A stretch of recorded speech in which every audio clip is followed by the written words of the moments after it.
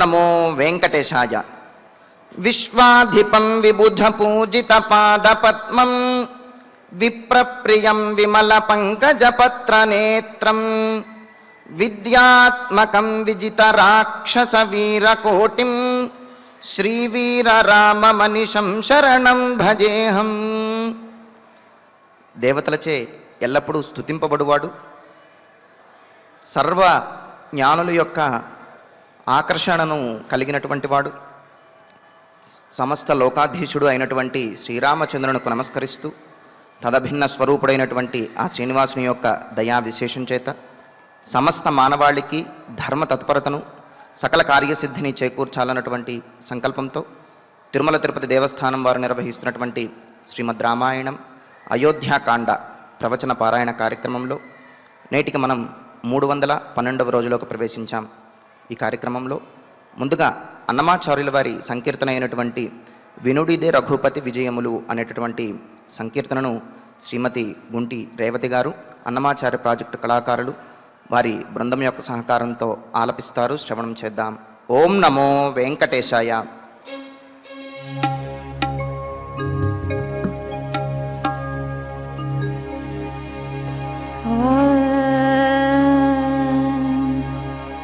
వినుడిదే రఘుపతి విజయములు, వినుడిదే రఘుపతి విజయములు, పనువడి రాక్షస బాధలుడిగేరు. వినుడిదే రఘుపతి విజయములు, పనువడి రాక్షస బాధలుడిగేరు. వినుడిదే రఘుపతి విజయములు.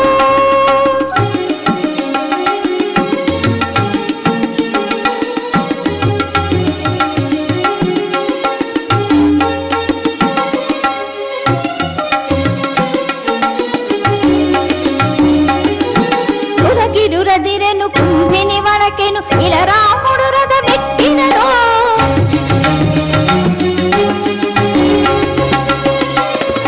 ఉలగిరురదిరెను కుంభిని వడకెను ఇలా రాముడు రథమెక్కినను. ఉలగిరురదిరెను కుంభిని వడకెను ఇలా రాముడు రథమెక్కినను. అనిగే వారెదులు కంపించే జగములు బలువిలు నమ్ములు వట్టినను. అనిగే వారెదులు కంపించే జగములు బలువిలు నమ్ములు వట్టినను. పదపసా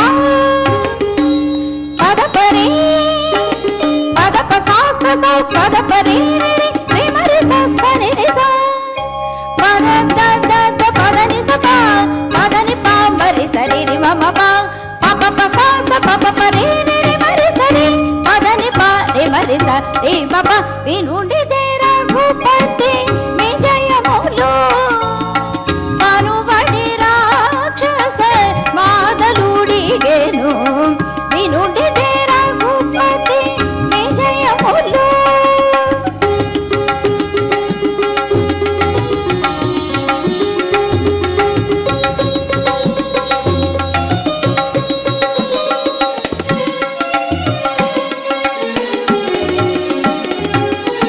పిడుగులు తొరగెను పెనుగాలి విసిరి తొడబడి బాణము తొడగినను.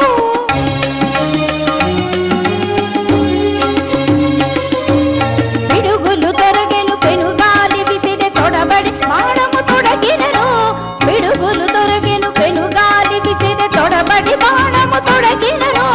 ముడిబడి దిక్కులు ముగి దిగజములు, ముడిబడి దిక్కులు ముగి దిగజములు ఎడమక రావణు వేసినను. ముడిబడి దిక్కులు ముగి దిగజములు ఎడమక రావణు వేసినను. పదపసా పదపరి పదపసా ససౌ పదపరి రిమరి ససని నిసా పద దద పదని సపా పదని పా మరి సరి రిమ పా పపపసా స పపపరి రిమరి సరి పదని పా రిమరి స రిమ పా. వినుడిదే రఘుపతి విజయములు, పనువడి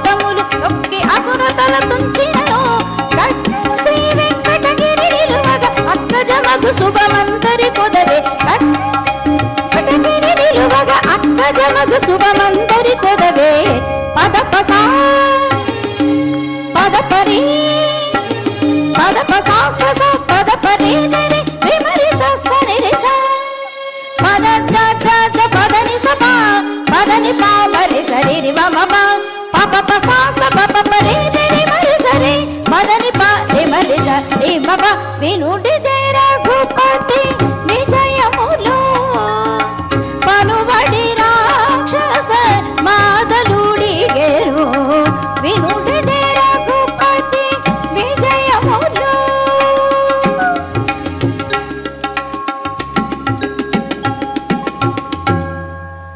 సంకీర్తనను ఎంతో చక్కగా శ్రవణం చేశాం.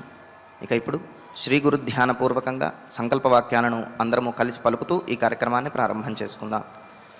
శ్రీ గురు ధ్యానం. గురుర్బ్రహ్మా గురుర్విష్ణుః గురుర్దేవో మహేశ్వరః గురుః సాక్షాత్ పరం బ్రహ్మ తస్మై శ్రీ గురవే నమః. శ్రీనివాస ధ్యానం. శ్రీవేంకటాద్రినిలయః కమలాకాముకః పుమాన్ అభంగురవిభూతిర్నః తరంగయతు మంగళం. అథ సంకల్పః. శ్రీమదాదివరాక్షేత్రే విరాజమానస్య శ్రీ పద్మావతీ జానే అఖిలాండకోటి బ్రహ్మాండ నాయకస్య శ్రీరామచంద్ర రూపాంతరస్య భగవతః శ్రీ వెంకటేశ్వర స్వామినః సన్నిధౌ హనుమత్ సీతా లక్ష్మణ భరత శత్రుఘ్న పరివార సమేత శ్రీరామచంద్ర పరబ్రహ్మణః పరిపూర్ణానుగ్రహేణ అస్మిన్ భువనే సమస్తాదివ్యాధీనాం నివారణార్థం భారతవర్షే విద్యా విత్త వాణిజ్య కృషి వైద్య వైజ్ఞానిక దేశరక్షణాదిరంగేషు విద్యమానానాం ఆస్తిక మహాజనానాం సర్వేషాం సకుటుంబానాం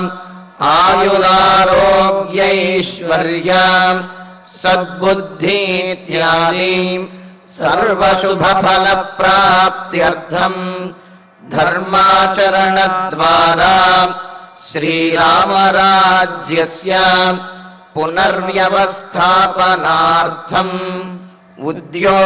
ఉద్యోగార్థినాం సముచితోద్యోగ ప్రాప్త్యర్థం దంపతీనాం అనుకూల దాంపత్య సిద్ధ్యర్థం సంతానస్య పితృవాక్య పరిపాలనానుకూల బుద్ధి ప్రచోదనార్థం సకల కార్య సిద్ధ్యర్థం గో సంరక్షణార్థం చ శ్రీమద్వాల్మీకి రామాయణే అయోధ్యాకాండే యథాశక్తి శ్లోక వ్యాఖ్యాన పురస్సరం పంచత్రింశ సర్గ శ్లోక పారాయణం తథా శ్రీధన్వంతరి మంత్ర పారాయణం చ అన్యోన్య సాహాయ్యేన ఆచార్య ముఖేన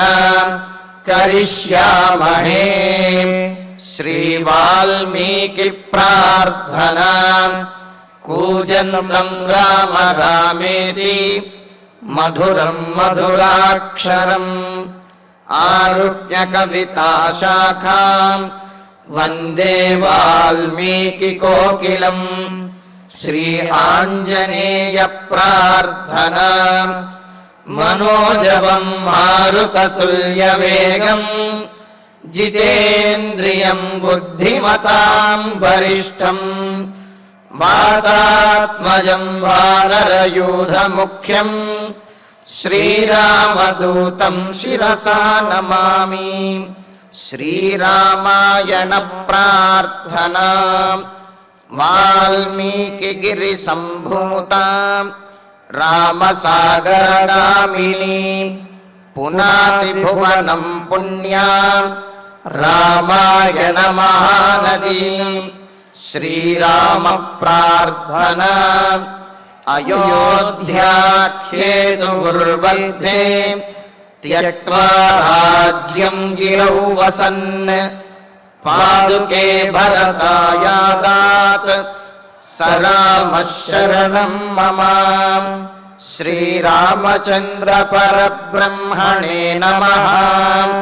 అథ శ్రీమద్ రామాయణే ఆదికావ్యే అయోధ్యాకాండే 35 సర్గః. శ్రీమన్నారాయణ చరణౌ శరణం ప్రవద్యే. శ్రీమతే నారాయణాయ నమః. శ్రీరామాయ నమః. సరాజ్యం రాఘవః పాతు భవత్వం విగతజ్వర నహితే రాఘవాదన్యః క్షమః పురవరే వసేతు. సుమంత్రుల వారు కైకేయిని నిందిస్తూ ఆమెకు చెప్పవలసినటువంటి మాటలను పూర్తి చేస్తూ ఉన్నారు. కైకేయీదేవి రాముని కంటే కూడా గుణములలో గొప్పవాడు వేరే ఇంకెవరూ లేరు. ఆ కారణం వల్ల రాముడినే రాజుగా చెయ్యి ఈ రాజ్యంలో. అంతేకాదు రాముడు తప్ప ఈ అయోధ్య నగరాన్ని పాలించగలిగిన వాడు వేరేవాడు ఎవడు లేడు. సమర్థుడు రాముడు. కావున సమర్థుడైనటువంటి వాడికి పట్టం కట్టడం అనేది వివేకవంతుల యొక్క లక్షణం.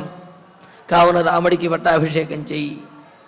అంతేకాదు నువ్వు భరతుడికి పట్టాభిషేకం చెయ్యాలనుకుంటున్నావు కానీ రాఘవాదన్యః పురే వసన్, రాఘవుడి కంటే కూడా రాముడి కంటే కూడా వేరేవాడైన ఈ రాజ్యంలో రాజుగా చేయదలిచినటువంటి భరతుడి కంటే రాముడు పెద్దవాడు. మరి చిన్నవాడైనటువంటి భరతునికి రాజ్యాన్ని కట్టబెట్టడం ధర్మం కాదు. కావున రాముడికి రాజ్యాన్ని ఇచ్చివేయి అని అన్నారు.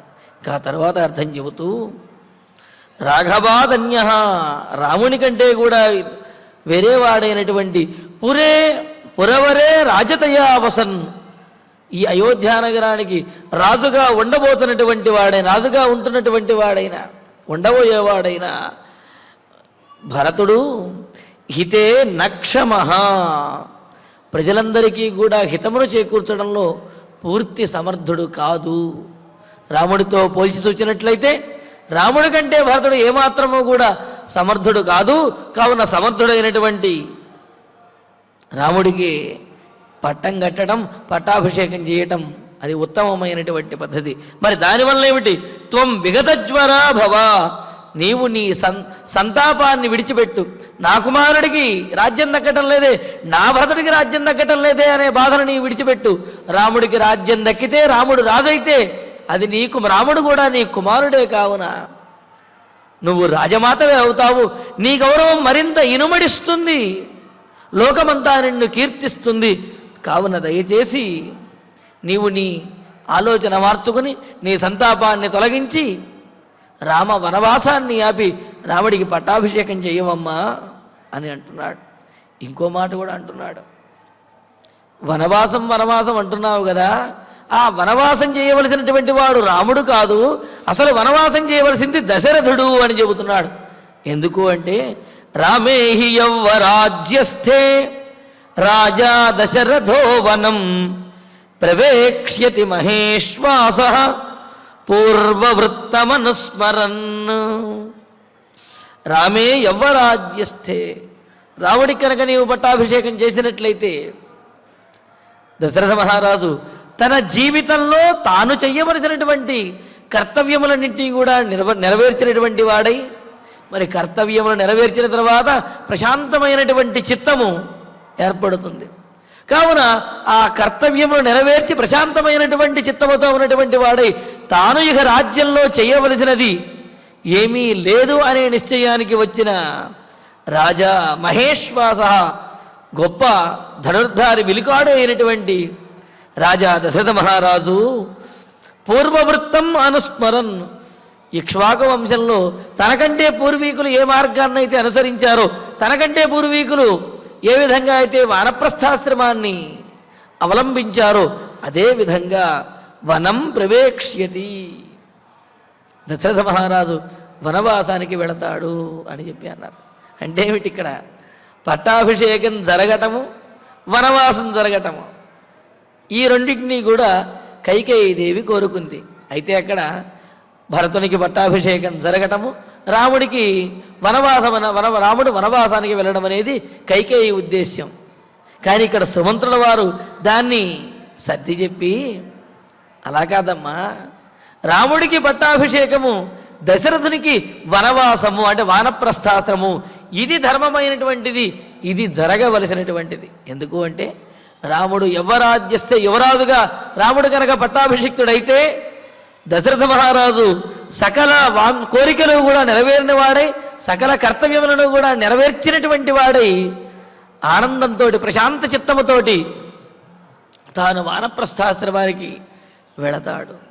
కావున దేవి, నీవు రాముడికి పట్టాభిషేకం చేయవమ్మా, అదే న్యాయము అని చెబుతూ ఇతి సాంత్వైశ్చ తీక్ష్ణైశ్చ కైకేయీం రాజసంసది సుమంత్ర క్షోభయామాస భూయ ఏవ కృతాంజలి.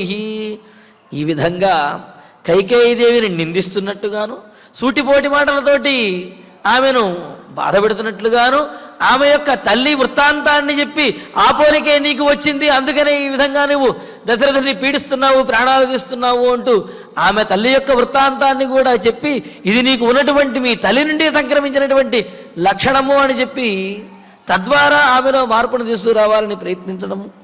అంతేకాదు సాంత్వన వాక్యములు బ్రతిమిలాడటము.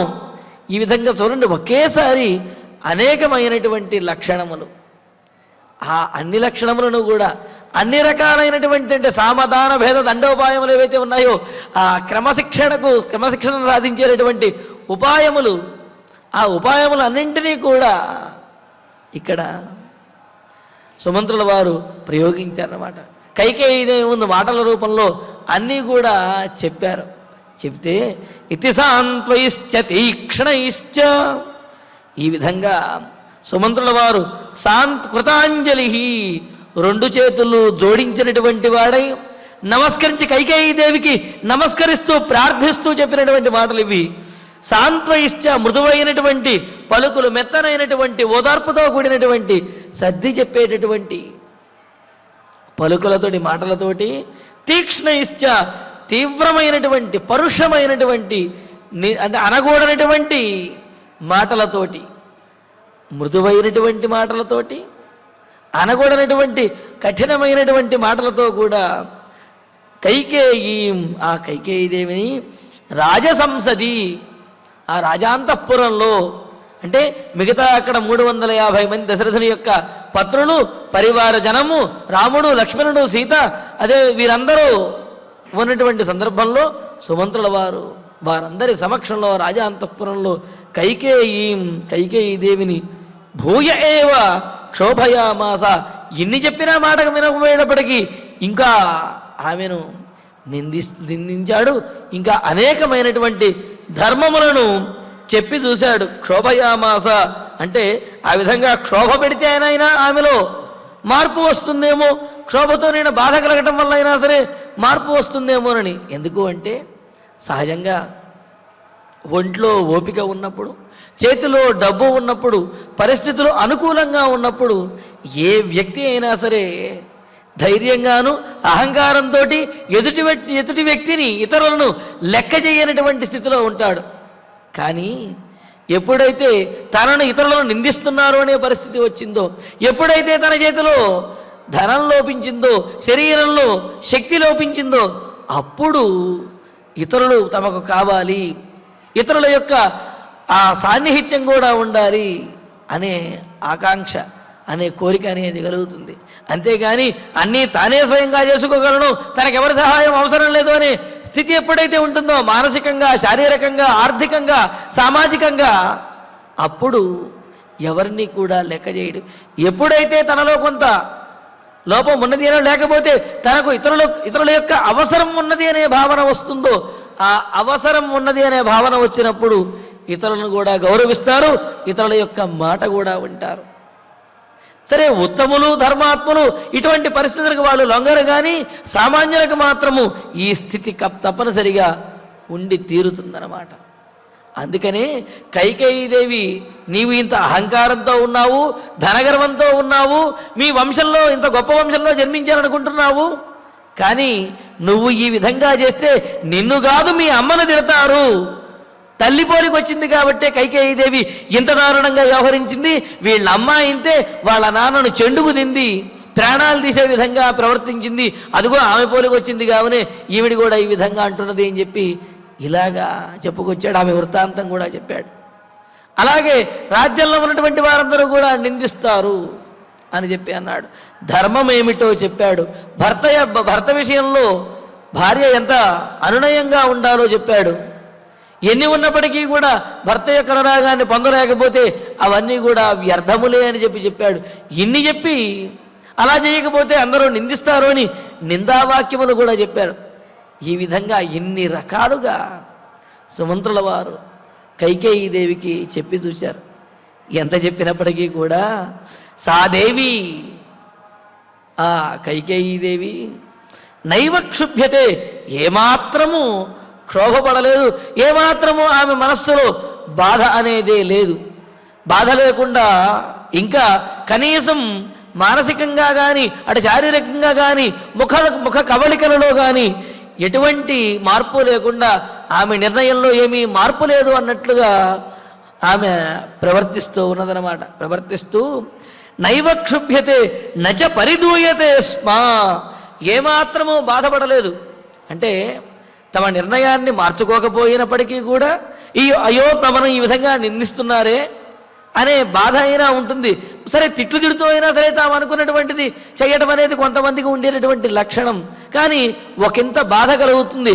బాధపడ్డా తిట్లు తిన్నప్పటికి కూడా తాము అనుకున్నటువంటి దాన్ని చేస్తూ ఉంటారు. కానీ ఇక్కడ ఆమె కైకేయీదేవిలో నైవ క్షుభ్యత, ఏమాత్రము ఆమె కలత చెందలేదు.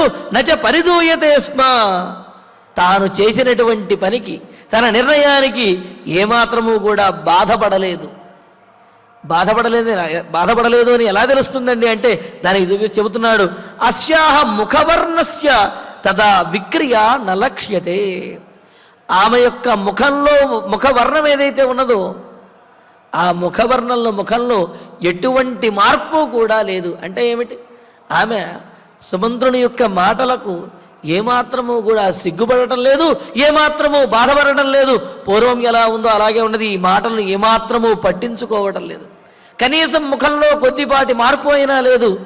ఇలాగా అన్నింటినీ విడిచిపెట్టినట్లుగా కైకేయీదేవి విక్రియానలక్ష్యత, ఏమాత్రము వికారం అనేదే లేకుండా ఆమె గట్టిగా పట్టుదలతోటి, మొండి పట్టుదలతోటి అలా నిలబడిపోయి ఉన్నదన్నమాట.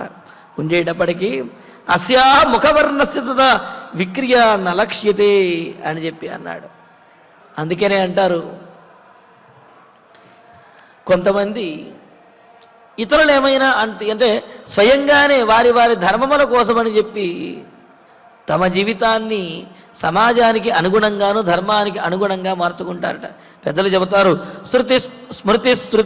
శృతి స్మృతిభ్యాం సుజనో నియమ్యతే పరాపవాదేన చ మధ్యమో జనః కషాయ సంసాధిత శుష్క చర్మవతు వధేన మూఢ సముపైతి మార్దవం. 3 రకాల వాళ్ళు ఉంటారట. ఉత్తములు అంటే సుజనులు, మధ్యములు, అదేవిధంగా నీచులు అని చెప్పి అన్నారు, అధములు అని. ఈ ఉత్తములు అదేవిధంగా సుజనులు వాళ్ళు శృతి స్మృతిభ్యాం, వేదంలో ఉన్నది వేదము చెప్పింది అని, లేకపోతే స్మృతులు చెప్పాయి అని, ధర్మశాస్త్రంలో ఈ విధంగా ఉన్నది కావున మనం వేదమును, స్మృతులను, ధర్మశాస్త్రములను మనం పాటించాలి అనే ఉద్దేశ్యంతో వాటిని పాటిస్తూ తమ జీవితాన్ని నియమబద్ధంగా నడిపించుకుంటూ ఉంటారట. అంటే వేదములకు, శాస్త్రములకు, ధర్మశాస్త్రములని వాటిని అనుసరించి. ఇది మొదటి వారి పద్ధతి. ఇక మధ్యముల పద్ధతి ఏమిటి అంటే వారు ఈ వేదములలోనూ ధర్మశాస్త్రములలో ఉన్నటువంటి వాటిని తూచా తప్పకుండా పాటించకపోయినప్పటికీ కూడా పరాపవాదేన చ మధ్యమో జన, ఇతరులు ఏమైనా తమను నిందిస్తారు అని చెప్పి ఇతరుల కోసము అని తాము నియమంగా ఉంటారు. ఆ నియమబద్ధమైనటువంటి జీవితాన్ని గడుపుతూ ఉంటారన్నమాట. అంటే ఏమిటి? ఇతరులు ఏమైనా తమను నిందిస్తారేమో, పరువు పోతుందేమో అనే భయంతో కొందరు నియమబద్ధమైనటువంటి జీవితాన్ని గడుపుతారట. ఇది మధ్యముల యొక్క లక్షణం. ఇక మూడవ వారు ఉన్నారు అధములు. కషాయ సంసాధిత శుష్క చర్మవతు వధేన మూఢ సముపైతి మార్దమం. ఎట్టి పరిస్థితుల్లోనూ కూడా, ఏ పరిస్థితులున్నా, ఎన్ని ధర్మశాస్త్రాలు కానీ, లేకపోతే ఎంతమంది ఎన్ని రకాలుగా నిందించినప్పటికీ కూడా, అంటారు కదా దున్నపోతు మీద వానబడినట్లు అని చెప్పి, అంత వానబడుతున్నా అలాగే చెవులు ఊపుకుంటూ నుంచుంటుంది తప్ప ఆ వర్షానికి ఏమీ లెక్క చేయదనమాట. అలాగా మూఢులు, వాళ్ళలో మార్పు రావాలి అంటే ఈ ధర్మశాస్త్రాలు ఏమీ పనికిరావు. ఇతరులు ఏమైనా నిందిస్తారు అంటే ఆ నిందలు కూడా ఏమీ పనికిరావు. మరి వారిలో మార్పు రావాలి అంటే ప్రాణం పోతే తప్ప వారిలో మార్పు రాదు. వధేన మూఢ సముపైతి మార్దవం అన్నారు. అటువంటి వారిని వధిస్తేనే వారిలో మార్దవం, మృదుత్వం అనేది వస్తుంది తప్ప, అంటే ప్రాణాపాయ పరిస్థితి వస్తేనే వారిలో మృదుత్వం అనేది వస్తుంది తప్ప సామాన్యమైనటువంటి పరిస్థితులకి వారు రంగరు, లోకాపవాదానికి వెరవరు, అంటే భయపడరు. అవమానం కానీ, సిగ్గు కానీ వీటిని కూడా పట్టించుకోరు అన్నారు. మరి ఇక్కడ కైకేయి పరిస్థితి అలాగే ఉన్నది. అంతమంది రోధిస్తూ ఉన్నా ధర్మశాస్త్రములను వీటిలోనూ కూడా రాముడికి పట్టాభిషేకం చేయటమే సమంజసము, భరతునికి పట్టాభిషేకం చేయటం కాదు అని చెప్పి ధర్మశాస్త్రములలో ఉన్నప్పటికీ కూడా సుమంత్రులు మొదలైనటువంటి వారందరూ నిందిస్తూ ఉన్నా ఇవేవి కూడా పట్టించుకోవటం లేదు. తన పట్టుదల విడిచిపెట్టడం లేదు. అందుకనే ఇక్కడ చెబుతున్నారు, ఇన్ని రకాలుగా ఉన్నప్పటికీ కూడా ఆమె కనీసం క్షోభపడటం లేదు, ముఖంలో కనీసం ఏమాత్రము మార్పు కూడా లేదు అన్నారు. ఎందుకంటే పూర్తి పట్టుదలతో ఉన్నది అని చెప్తున్నారు. అయితే ఈ పట్టుదల వెనకాల దేవతల యొక్క ప్రేరణ అనేది కూడా ఉన్నది. ఆ శక్తి ఆవహించడం వలనే ఈ విధంగా కైకేయి ప్రవర్తించింది అని చెప్పి ఆనందరామాయణం, ఆధ్యాత్మిక రామాయణం మొదలైనటువంటి వాటిల్లో ఉన్నదన్నమాట.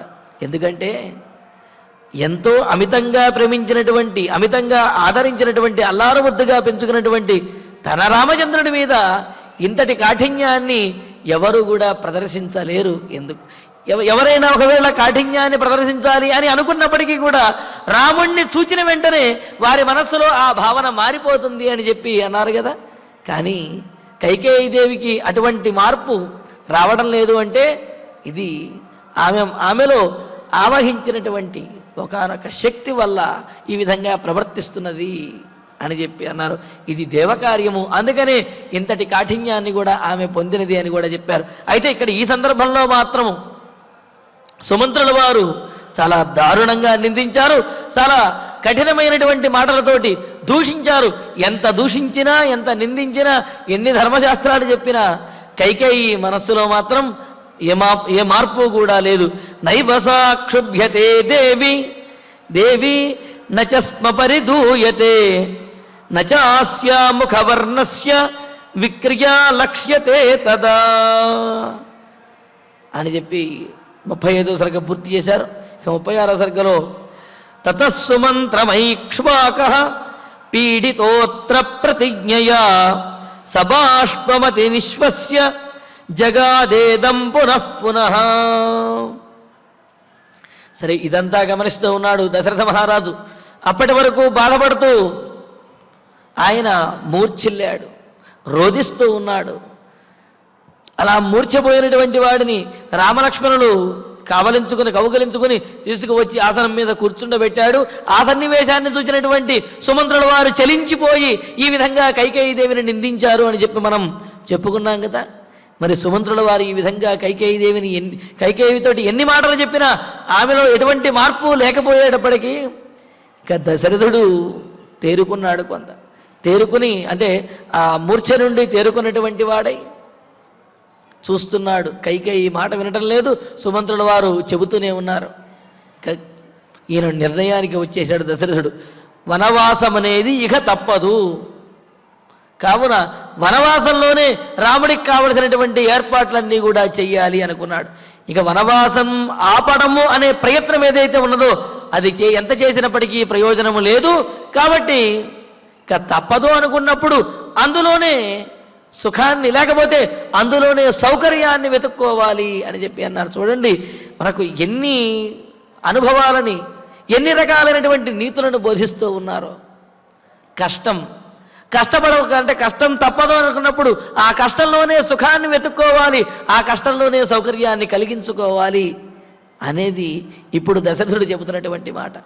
రాముడికి వనవాసం తప్పదు, వనవాసానికి పంపించి తీరవలసినదే అనే నిర్ణయానికి వచ్చేసి సుమంత్రుల వారితో అంటున్నాడు, సుమంత్ర నువ్వు ఎన్ని చెప్పినప్పటికీ ఏమి ప్రయోజనం లేదయ్యా, ఈమెలో మార్పు అనేది రాదు, వనవాసానికి రాముడిని పంపించి తీరవలసినదే. తతః అని మొదలుపెట్టి చెబుతున్నాడు. తతః కైకేయి ఎంత చెప్పినప్పటికీ ఒప్పుకోకపోయేటప్పటికీ అత్ర ప్రతిజ్ఞయా పీడితః, మరి కైకేయికి ఇచ్చినటువంటి వరముల చేత పీడించబడినటువంటి ఐక్ష్వాకః, ఇక్ష్వాకు కులంలో జన్మించిన ఆ దశరథ మహారాజు దశరథ చక్రవర్తి సబాష్పం కన్నీళ్లతో కూడినటువంటి కన్నీళ్లతోటి అతి నిశ్వస్య ఇంకా నిట్టూర్పులు విడుస్తున్నాడు. ఎంత చెప్పినప్పటికీ ఏం ప్రయోజనం లేదు, ఎందుకు ఇంకా ప్రయత్నము అని చెప్పి గట్టిగా నిట్టూర్చుతూ సుమంత్రం పునః జగాద, సుమంత్రుడితోటి సుమంత్ర ఇంకా చాలు, ఆమెకేమీ చెప్పొద్దు, ఎంత చెప్పినా ప్రయోజనం లేదు, ఇంకా ఆపేసేయి. ఎందుకు అంటే మంచి మాటలు వినేవాళ్ళకి చెప్పాలి తప్ప ఆ మంచి మాటలను ఇటువంటి వారికి చెప్పి వాటిని వ్యర్థం చెయ్యకూడదు. చెమిటి వాడి చెవిలో శంఖం ఊదితే మాత్రం ఆ శంఖధ్వని విలువ వాడికి ఎలా తెలుస్తుంది? అలాగే ఇటువంటి కఠినాత్మరాలైనటువంటి కైకేయికి ఎన్ని చెప్పినా ఏం ప్రయోజనం ఉన్నది, కావున నీవు ఆ సాంత్వన వాక్యాలను చెప్పవద్దు అని చెప్పి అంటూ పునః ఇదం జగాద, మరలా సుమంత్రుడితోటి దశరథ మహారాజు ఈ విధంగా మాట్లాడుతున్నాడు. సూతరత్న సుసంపూర్ణ చతుర్విధ బలాచమూహు రాఘవస్యానుయాత్రార్థం క్షిప్రం ప్రతివిధీయతాం. సూత సారథి సుమంత్ర, రాఘవస్య అనుయాత్రార్థం, రఘువంశ శ్రేష్ఠుడైనటువంటి రాముణ్ణి అనుసరించడానికి అంటే ఏమిటి, రాముడు వనవాసానికి వెళ్ళడం తప్పదు కావున వనవాసానికి వెళుతున్నటువంటి రాముణ్ణి అనుసరించడానికి అనుయాత్రార్థం అనుసరించి వెళ్ళడం కోసము అని రత్న సుసంపూర్ణ మణిమయమైన మణులతోటి రత్నములతోటి బాగా నిండినటువంటిదైన చతుర్విధ బల 4 రకాల బలములతో కూడినటువంటిది అయినా, అంటే 4 రకాల బలములు అంటే రథబలము, గజబలము, అశ్వబలము, అదేవిధంగా పదాతి అంటారు. పదాతి అంటే నడుచుకుంటూ వెళ్ళేవాళ్ళు. ఇలాగా 4 రకాలైనటువంటి చతురంగ బలములతో కూడిన సేన. ఆ సేనలో ఇంకేమీ ఉండాలి, ఆ రథములలో వాటిలో రత్నములు మణిమాణిక్యములు వాటినన్నింటినీ కూడా నింపాలి. అలాగా మణిమాణిక్యములతోటి రత్నములతోటి నింపబడినటువంటి చతురంగ బలములతో కూడిన సేన, చమూహు సైన్యము, క్షిప్రం ప్రతివిధీయతాం, వెంటనే ఏర్పాటు చేయండి. సుమంత్ర, రాముడు వనవాసానికి వెళ్ళి తీరాలి, కావున ఆ వనవాసానికి వెళుతున్నటువంటి రాముడిని అనుసరించడం కోసము అని చెప్పి మణిమాణిక్యములతోటి రత్నములతో నిండినటువంటి చతురంగ బలములను కూడా సిద్ధం చేయండి. వారందరూ కూడా రాముణ్ణి అనుసరించి వనవాసానికి వెళ్ళాలి అని. అంటే తన కుమారుడి యొక్క వనవాసం తప్పదు అని తెలిసింది. అయినప్పటికీ కూడా మరి ఆ వనంలో కూడా రాముడికి సౌకర్యాన్ని కలుగజేయాలి, కష్టం అనేది తెలియకుండా చేయాలి అని తాపత్రయపడుతున్నాడు. ఇది తండ్రి యొక్క తల్లిదండ్రుల యొక్క లక్షణం. తన కుమారుడు తన వద్ద ఉన్నా దూరంగా ఉన్నా సరే సుఖముగానే ఉండాలి అని అనుకుంటారు. తమకు ఉన్నటువంటి సుఖాలను విడిచిపెట్టి అయినా సరే తమ సంతానానికి తమ పుత్రులకి సుఖాన్ని చేకూర్చాలి అనుకుంటారు. తమ ఖర్చులను తగ్గించుకోయినా సరే కుమారుడి ఖర్చులకి కావలసినటువంటి ఆ ధనాన్ని పంపిస్తూ ఉంటారు. ఈ విషయాన్ని విద్యార్థులు దూరంగా ఉండి చదువుతున్నటువంటి వారు అర్థం చేసుకోవాలి. అలా అర్థం చేసుకుని తదనుగుణంగా ప్రవర్తించగలిగినప్పుడు తల్లిదండ్రులు ఏ విధంగా అయితే పుత్రుల మీద సంతానం మీద ఆ అభిమానాన్ని కలిగి ఉంటారో అదేవిధంగా ఆ సంతానం కూడా తల్లిదండ్రుల మీద అంతటి బాధ్యత కలిగి ఉన్నప్పుడే చక్కని సంతానంగా వాళ్ళ యొక్క జన్మ కూడా సార్థకమవుతుందన్నమాట. ఇక్కడ చూడండి, దశరథ మహారాజు తన కుమారుడు వనవాసానికి వెళుతున్నాడు కావున అక్కడ కూడా సుఖంగా ఉండాలి అని చెప్పి సుమంత్రుల వారితోటి, సుమంత్ర చతురంగ బలములను కూడా సిద్ధం చేయండి, ఆ సంపదలు మొదలైనటువంటి వాటిని కూడా రథములలో చేర్చండి అని చెప్పి అంటున్నాడు. అంటూ మరో మాట కూడా చెబుతున్నాడు. ఏ చైనముపజీవంతి రమతే యైశ్చ వీర్యతః తేషాం బహువిధం దత్వా తానప్యత్ర నియోజయ. ఇంకా ఏమంటున్నాడు? ఇంకొక శ్లోకం మధ్యలో ఉన్నది.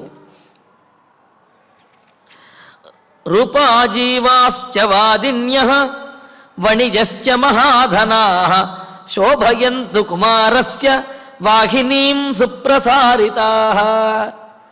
దశరథుని యొక్క స్థితి చూడండి, ఎంత అంటే చమత్కారంగా అనిపిస్తుందో. వెళుతున్నది వనవాసానికి, పైగా దీక్షగా వెళ్ళాలి, జటావల్కలములను ధరించి వెళ్ళాలి అనేది నియమము. కానీ ఇవేమీ కూడా పట్టించుకోకుండా దశరథుడు ఏమంటున్నాడు? రాముడితో పాటు వెళ్ళడానికి చతురంగ బలములను అదేవిధంగా చతురంగ బలములను సిద్ధం చెయ్యి, మణిమాణిక్యాలన్నింటినీ కూడా రథములలో నింపు అని చెబుతూ ఇంకా ఏమంటున్నాడు? వాదిన్యః, ఇతరుల యొక్క మనస్సులను ఆకర్షించేటటువంటివైనా, బాధలన్నీ కూడా మర్చిపోయేటటువంటివైనా, వాదిన్యః అంటే చక్కటి నేర్పు కలిగినటువంటి సంగీత నైపుణ్యం కలిగిన వారు ఎవరైతే ఉన్నారో సంగీత విద్వాంసులు, వారిని అందరినీ కూడా సిద్ధం చేయమన్నారు. రాముడు వనవాసానికి వెళుతున్నది ఆ వనవాసంలో గానా భజానాలు లేకపోతే ఈ సంకీర్తనలు వింటూ కూర్చోవడానికి కాదు కదా. ఆయన దీక్ష కోసం వనవాసానికి వెళుతున్నాడు. ఇంకా చెప్పాలంటే పరమార్థం లోక కళ్యాణం కోసం వనవాసానికి వెళుతున్నాడు. కానీ ఈ స్థితిలో దశరథుడు మాత్రం వాటినన్నిటినీ పట్టించుకునే స్థితిలో లేడు. తన కుమారుడికి అక్కడ అసౌకర్యం కలగకూడదు. అంతఃపురంలో ఉన్నప్పుడు ఏ విధంగా అయితే సౌకర్యంగా ఉన్నాడో అడవిలో కూడా అదే సౌకర్యంతో ఉండాలి అని చెప్పి అంటూ ఏమన్నాడు? వాదిన్యః. వాదిన్యః అంటే ఇతరుల యొక్క మనస్సులను ఆకర్షించేటటువంటి వారు అని. అంటే ఏదైనా చక్కటి సంగీతాన్ని, చక్కటి పాటను వింటున్నప్పుడు అక్కడ ఆ మనస్సు పరవశమైపోతుంది. గద్యానుబంధ రసమిశ్రిత పద్య సూక్తి హృద్యాహి వాద్య కలయా కలితేవ గీతి. వాద్య కలయా కలితేవ గీతి, వాయిద్యములతో కూడినటువంటి పాట ఏదైతే ఉందో హృద్య, అది హృదయమును ఆకర్షిస్తుంది, పరవశాన్ని కలిగిస్తుంది, బాధలన్నింటినీ కూడా మరచిపోయే విధంగా చేస్తుంది. అందుకనే ఆ అరణ్యవాసములో రాముడు కష్టములన్నీ కూడా మరిచిపోయి ఆనందంగా గడపటం కోసము అని చెప్పి వాదిన్యః, వాయిద్యములతో కూడినటువంటి సంగీత విద్వాంసులు ఎవరైతే ఉన్నారో, నా సంగీతము నాట్యము మొదలైనటువంటి కళాకారులు, వారినందరినీ సిద్ధం చేయండి.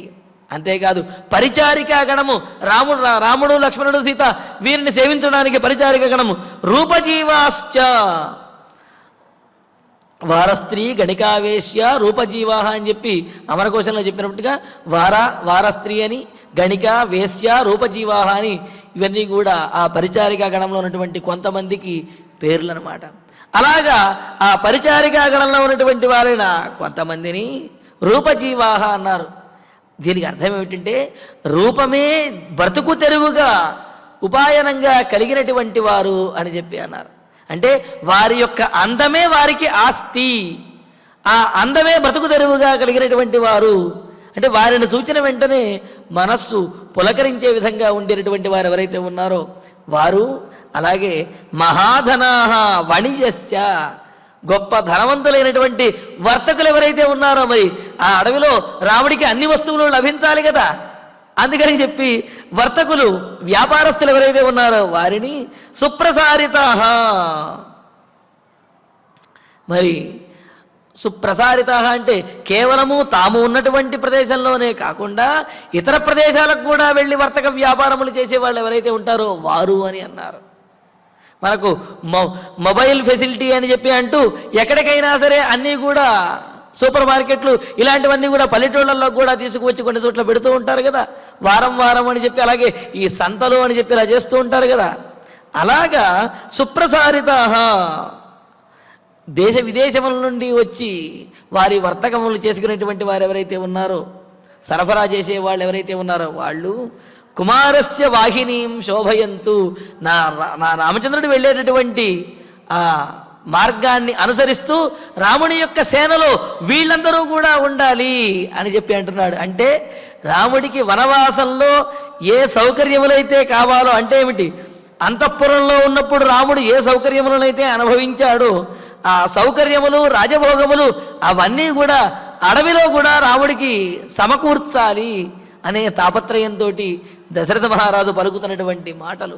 చతురంగ బలములు, అనేకమైనటువంటి రత్నములతో కూడినటువంటి ఈ బలములు రాముడిని అనుసరించాలి.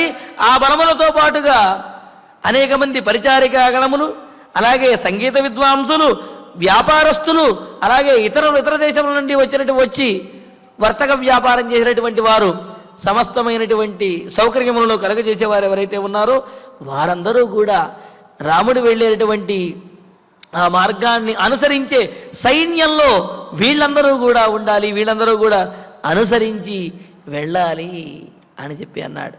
అని ఏ చైనముపజీవంతి రమతే యైశ్చ వీర్యతః తేషాం బహువిధం దత్వా తానప్యత్ర నియోజయ. అంతేకాదు, రాముడు వెళ్ళిపోతే రాముణ్ణి విడిచి ఉండలేనటువంటి వాళ్ళు, రాముణ్ణి ఆశ్రయించి అయోధ్యానగరంలో ఉంటున్నటువంటి వారు ఎంతోమంది ఉన్నారు.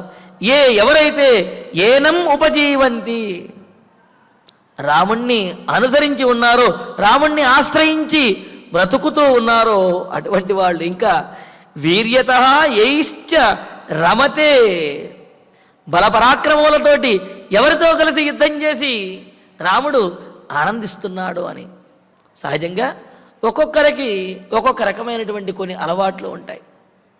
పండితులు ఇటువంటి వారు ఉన్నారంటే కావ్యశాస్త్ర వినోదేన కాలో గచ్చతి ధీమతాం అన్నారు. ఏదో ఒక విషయం గురించో, శాస్త్రీయమైన అంశం గురించో, ధర్మశాస్త్రం గురించో మాట్లాడుకుంటూ వాళ్ళ యొక్క సమయం అనేది అలా గడిచిపోతూ ఉంటుంది. మరి రాజులు, వీరుల యొక్క లక్షణం ఏమిటి అంటే వారు యుద్ధ విద్యలను ప్రదర్శిస్తూ తమ స్నేహితులతోటి యుద్ధ విద్యలలో ఆరితేరుతూ అభ్యాసం చేస్తూ వారు కాలాన్ని గడుపుతారు. అలాగా రామచంద్రమూర్తి కూడా తనతో సమానమైనటువంటి వారైన వారిని ఎంచుకుని వారితోటి ఆ యుద్ధ విద్యలను అభ్యాసం చేస్తూ కాలం గడుపుతూ ఉన్నారట. అంటే చూడండి, ఎవరి పని ఏదైతే ఉన్నదో ఆ పనిని అవసరం ఉన్నప్పుడే కాకుండా అవసరం ఉన్నా లేకపోయినప్పటికీ కూడా ఆ పనిని అభ్యాసం చేస్తూనే ఉండాలి.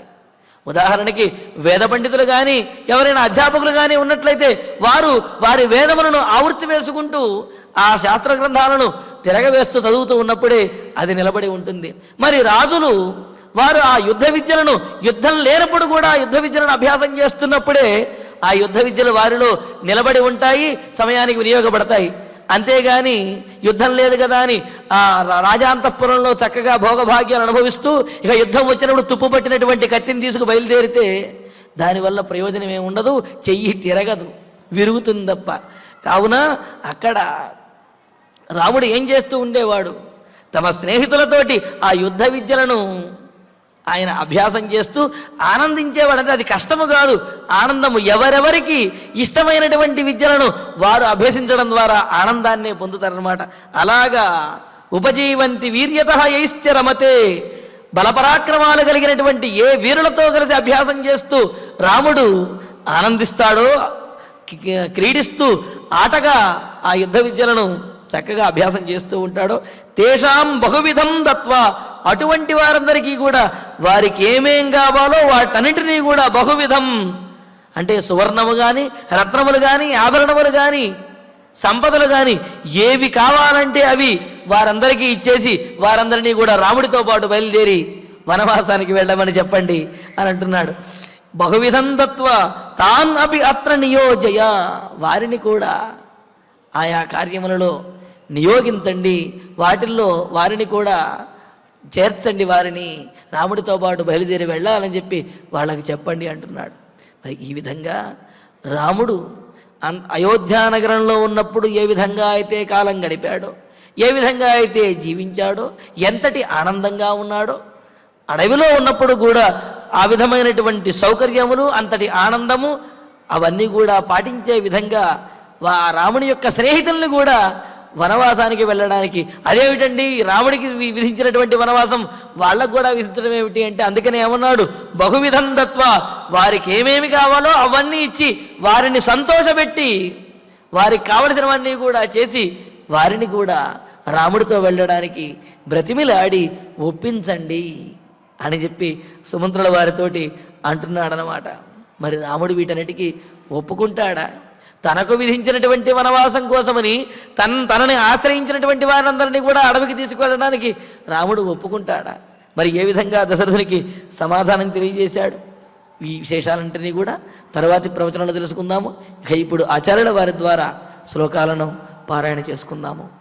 సరాజ్యం సరాజ్యం రాఘవః పాతు రాఘవః పాతు భవత్వం భవత్వం విగతజ్వరా విగతజ్వరా నహితే నహితే రాఘవాదన్యః రాఘవాదన్యః క్షమః క్షమః పురవరే వసేత్ పురవరే వసేత్ రామేహి రామేహి యౌవరాజ్యస్థే యౌవరాజ్యస్థే రాజా రాజా దశరథో వనం దశరథో వనం ప్రవేక్ష్యతి ప్రవేక్ష్యతి మహేశ్వాసః మహేశ్వాసః పూర్వవృత్తం పూర్వవృత్తం అనుస్మరన్ అనుస్మరన్ ఇతి సాంత్వైశ్చ ఇతి సామ్యైశ్చ తీక్ష్ణైశ్చ తీక్ష్ణైశ్చ కైకేయీం కైకేయీ రాజసంసది రాజసంసది సుమంత్రః సుమంత్రః శోభయామాస శోభయామాస భూయ ఏవ భూయ ఏవ కృతాంజలిః కృతాంజలిః నైవ సా నైవ సా శుభ్యతే దేవీ శుభ్యతే దేవీ న చ స్మా న చ స్మా పరిదూయతే పరిదూయతే న చాస్యాం న చాస్యాం ముఖవర్ణస్యాం ముఖవర్ణస్య విక్రియాం విక్రియా లక్ష్యతే తదా లక్ష్యతే తదా నైవ సా క్షుభ్యతే దేవీ నైవ సా క్షుభ్యతే దేవీ న చ స్మా న చ స్మా పరిదూయతే పరిదూయతే న చాస్యాం చాస్యాం ముఖవర్ణస్యాం ముఖవర్ణస్య విక్రియాం విక్రియా లక్ష్యతే తదా లక్ష్యతే తదా ఇత్యార్షే ఇత్యార్షే శ్రీమద్ రామాయణే శ్రీమద్ రామాయణే ఆదికావ్యే ఆదికావ్యే అయోధ్యాకాండే అయోధ్యాకాండే పంచత్రింశः సర్గः పంచత్రింశः సర్గः అథ అథ శ్రీమద్ రామాయణే శ్రీమద్ రామాయణే ఆదికావ్యే ఆదికావ్యే అయోధ్యాకాండే అయోధ్యాకాండే షట్త్రింశः సర్గः త్రింశः సర్గः తతః తతః సుమంత్రమైక్ష్వాకः మంత్రమైక్ష్వాకः పీడితోత్ర పీడితోత్ర ప్రతిజ్ఞయా ప్రతిజ్ఞయా సబాష్పం సబాష్పం అతినిశ్వస్య అతినిశ్వస్య జగాదేదం జగాదేదం పునః పునః పునః పునః సూత సూత రత్నసు సంపూర్ణ రత్నసు సంపూర్ణ చతుర్విధ బలా చతుర్విధ బల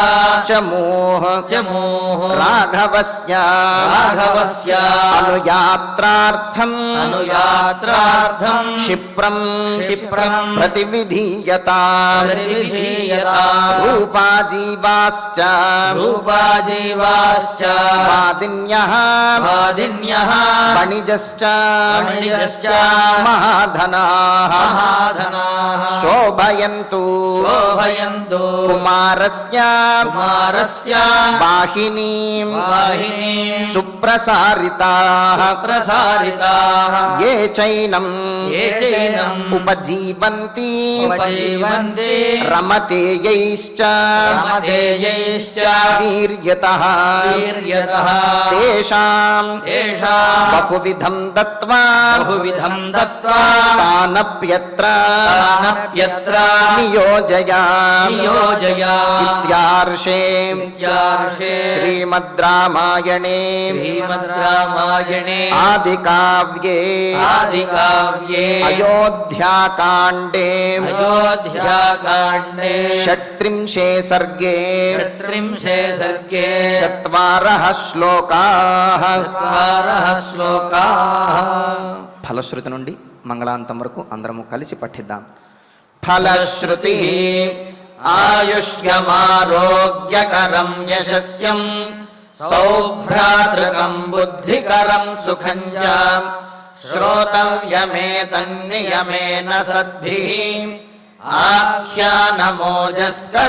ఆఖ్యానమోజస్కరమృద్ధికామైః శ్రీరామచంద్ర పరబ్రహ్మణే నమః. అథ ధన్వంతరి ధ్యానం అచ్యుతానంత గోవింద విష్ణో నారాయణామృత రోగాన్ మే నాశయాశేషాన్ ఆశు ధన్వంతరే హరే. ఆరోగ్యం దీర్ఘమాయుష్యం బలం తేజోధియం శ్రియం స్వభక్తేభ్యో ను గృహంతం వందే ధన్వంతరిం హరిం. ధన్వంతరేరిమం శ్లోకం భక్త్యా నిత్యం పఠంతి యే అనారోగ్యం న తేషాం స్యాత్ సుఖం జీవంతి తే చిరం. ఓం నమో భగవతే వాసుదేవాయ ధన్వంతరయే అమృతకలశహస్తాయ వజ్రజలౌకహస్తాయ సర్వామయ వినాశనాయ త్రైలోక్యనాథాయ మహావిష్ణవే స్వాహా. ఓం వాసుదేవాయ విద్మహే సుధాహస్తాయ ధీమహి తన్నో ధన్వంతరి ప్రచోదయాత్. అథ నవగ్రహ ప్రార్థనా ఆరోగ్యం పద్మబంధుర్వితరతు నితరాం సంపదం శీతరశ్మిః భూలాభం భూమిపుత్రః సకలగుణయుతాం వాగ్విభూతిం చ సౌమ్యః సౌభాగ్యం దేవమంత్రీ రిపుభయశమనం భార్గవః శౌర్యమార్గిః దీర్ఘాయుః సైంహికేయః విపులతరయశః కేతుః ఆచంద్రతారం అరిష్టాని ప్రణశ్యంతు దురితాని భయాని చ శాంతిరస్తు శుభం మేస్తు గ్రహాః కుర్వంతు మంగళం. అథ క్షమా ప్రార్థనా యదక్షరపదభ్రష్టం మాత్రాహీనం చ యద్భవేత్ తత్సర్వం క్షమ్యతాం దేవ నారాయణ నమోऽస్తుతే. అథ భగవత్సమర్పణం కాయేన వాచా మనసేంద్రియైర్వా బుద్ధ్యాత్మనా వా ప్రకృతే స్వభావాత్ కరోమి యద్యత్ సకలం పరస్మై నారాయణాయేతి సమర్పయామి. అథ మంగళం శ్రియః కాంతాయ కళ్యాణ నిధయే నిధయేర్థినాం శ్రీవేంకట నివాసాయ శ్రీనివాసాయ మంగళం.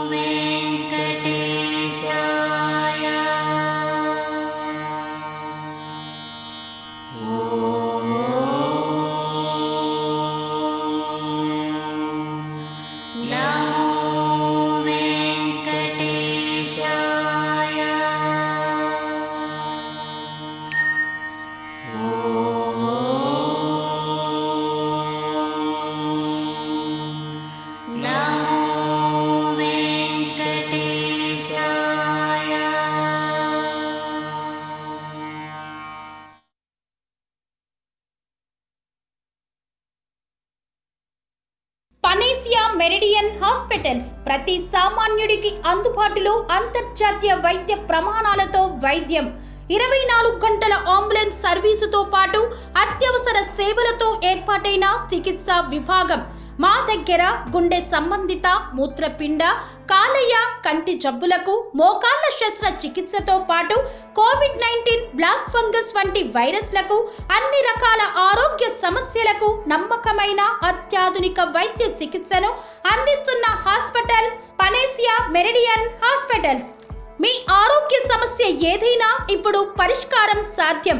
సంపూర్ణ ఆరోగ్యం కోసం సంప్రదించండి Panacea Meridian hospitals, opposite Bheeramguda కమాన్, RC Puram, Sangareddy district, pin code 502032. సంప్రదించాల్సిన ఫోన్ నెంబర్ 0845524177 మరియు 7893757770.